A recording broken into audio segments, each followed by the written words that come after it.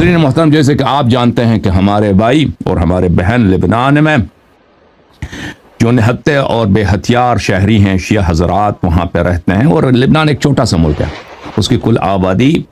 5.5 million لوگ ہیں، 55 لاکھ لوگ ہیں، اور اس میں تقریباً 1 ملین سیرین ریفیوجیز ہیں، شامی ریفیوجیز ہیں۔ تو شام کی جو اپنی آبادی ہے، لبنان کی اپنی آبادی 4.5 ملین لوگ ہیں، یعنی بہت چھوٹا سا ملک ہے، اور اس میں 30% شیعہ رہتے ہیں، یعنی اس میں 15 لاکھ شیعہ رہتے ہیں پورے لبنان میں، یعنی بہت ہی چھوٹی آبادی ہے شیعوں کی، یعنی کراچی کے بعض محلے پورے لبنان سے شیعوں سے زیادہ وہاں پہ لوگ رہتے ہیں۔ صرف 15 لاکھ شیعہ وہاں پہ رہتے ہیں، اور یہاں پر کچھ دنوں سے اسرائیل کی بہت ہی وحشیانہ بمباری جو رہائشی علاقوں پر، اپارٹمنٹ بلڈنگز پر، لوگوں کے گھروں پر وہ بمبار کر رہا ہے، اور یہ ہمارے لیے بہت ہی دکھ کی بات ہے۔ وہی بات جو غزہ میں ہوا وہ بھی ہمارے لیے دکھ کی بات تھی کہ وہاں پر بھی بے گناہ شہریوں کو مارا جا رہا ہے، اور یہاں پر کیونکہ ہمارے شیعہ بھائی رہتے ہیں، ہماری شیعہ بہنیں رہتی ہیں، تو یہاں پہ زیادہ دکھ، اور یہاں پہ لبنان پہ جو حملہ ہے وہ زیادہ وحشیانہ ہے، اس میں زیادہ توحش ہے۔ تو ہماری دعائیں ہمارے بہنوں اور بھائیوں کے لیے ہیں جو لبنان میں ہیں، اللہ تعالیٰ ان کو ظالمین کے شر سے بچائے اور ظالمین کے شر سے حفظ رکھے، اور شیعہ قوم کو بھی یہ سوچنے کا وقت ہے کہ ایک چھوٹا سا ملک لبنان، اس میں 15 لاکھ، صرف 15 لاکھ شیعہ رہتے ہیں۔ آپ جب ان کو ایک ایسے مرحلے پہ لا کے کھڑا کر دیتے ہیں کہ اس کو اسرائیل سے لڑاتے ہیں، اہل بیت علیہم الصلوۃ والسلام کی تعلیمات کے خلاف، اور اہل بیت علیہم الصلوۃ والسلام کے منع کے باوجود، اور سامنے سے اسرائیل ایک ایسا ملک ہے کہ وہ کسی پہ رحم نہیں کرتا، ایک ایسا دشمن ہے جو نہ دنیائی قانون سے ڈرتا ہے، نہ اخروی قانون سے ڈرتا ہے، اور نہ وہ ہزاروں لاکھوں کی تعداد میں بے گناہ لوگوں کو قتل کرنے سے وہ اس کو شرم بھی نہیں ہے، اور پوری دنیا کی حمایت اس کو حاصل ہے۔ تو یہ شیعہ قوم کو بھی سوچنا چاہیے، اور شیعہ مراجع اور شیعہ علماء اور شیعہ لیڈرشپ، شیعہ جو قائدین ہیں، سیاسی قائدین ہیں، ایران کے جو قیادت ہے، کہ انہوں نے کہاں پر لا کے کھڑا کر دیا ہے۔ اسرائیل نے کئی دفعہ شیعہ لبنان کو تباہ کر دی ہے، یہ پہلی مرتبہ نہیں ہے، اس سے کئی مرتبہ پہلے 1980 کی دہائی میں، 1990 کی دہائی میں، 2000 کے دہائی میں پورے لبنان کو اور جب حملہ کرتا ہے تو صرف شیعہ علاقوں پہ حملہ کرتا ہے، عمریہ، جماعت عمریہ کے علاقوں پر، یعنی اسرائیل جو لبنان کی آبادی 45 لاکھ لوگ رہتے ہیں وہاں پہ، 4.5 ملین لوگ ہیں، اس میں 30% صرف شیعہ، یعنی 1/3 شیعہ، 15 لاکھ کے قریب شیعہ وہاں پہ موجود ہیں، صرف شیعہ علاقوں پہ حملہ کرتا ہے، بمبار کرتا ہے، ٹھیک ہے نا۔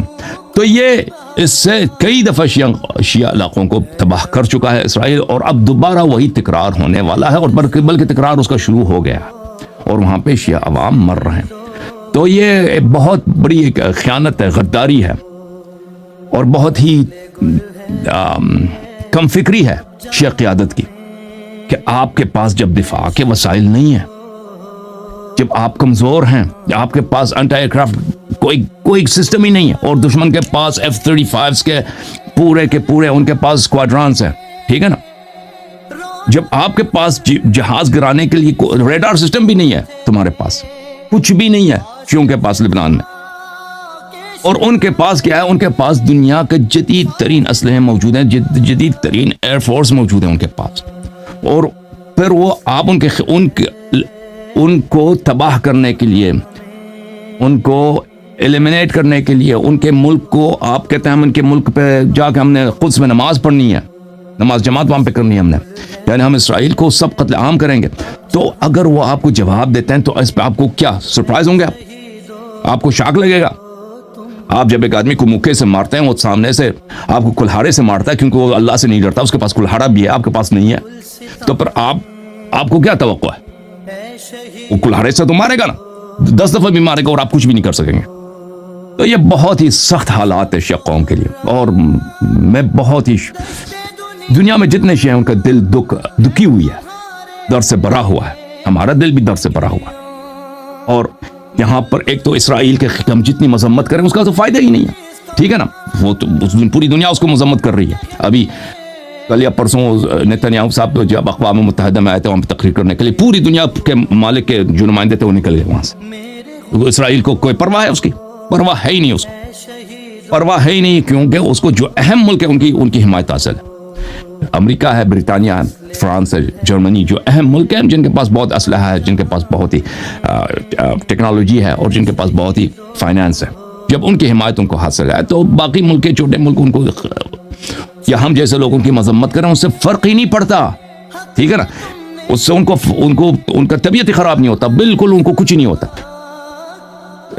ایک طرف سے تو ہمارا غصہ ہے اسرائیل پر, دوسری طرف کن پہ غصہ ہے ایک ایسی قیادت کے جو اپنے قوم کی خیر اندیشی نہیں کرتی, اب آگے کا نہیں سوچتا. ٹھیک ہے نا, اہل بیت علیہ السلام کی تعلیمات کو پشت پا رکھا ہوا ہے, اور اس کے بجائے کہ اپنے قوم پہ ہی توجہ دے کہ تمہاری قوم تعلیم میں, لبنان میں جو شان تعلیم میں, فائنانس میں اور پولیٹیکل ریپرزنٹیشن وہاں پہ جو ہے لیبنیز گورنمنٹ میں, وہاں پہ وہ آگے بڑھیں.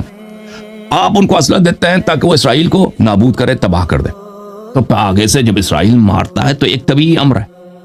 اور امریکہ کی سرپرستی ان کو حاصل, یہ کون سی نئی بات ہے. 80 سال سے تو ان کو غرب اور مغرب دنیا کی سرپرستی حاصل ہے, حمایت حاصل ہے, بے قید و شرط سے حمایت حاصل ہے, اور یہ ختم نہیں ہونے والا عنقریب.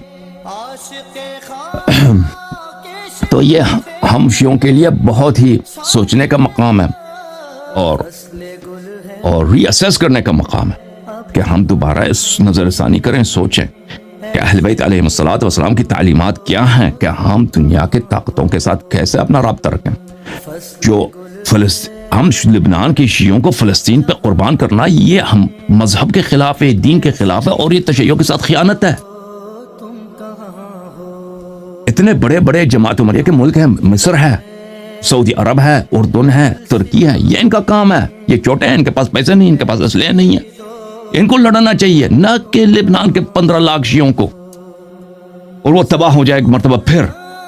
اور ہاتھ کچھ بھی نہ آئے. تو بہرحال بہت افسوس کی بات ہے, جیسے آپ لوگ دکھے ہوئے ہیں, شیعہ جہاں پر بھی ہیں وہ غمزدہ ہیں, دکھے ہوئے ہیں, اسی طرح میں بھی دکھا ہوں, اور ہمیں بہت ہی افسوس ہے جو کچھ ہو رہا ہے.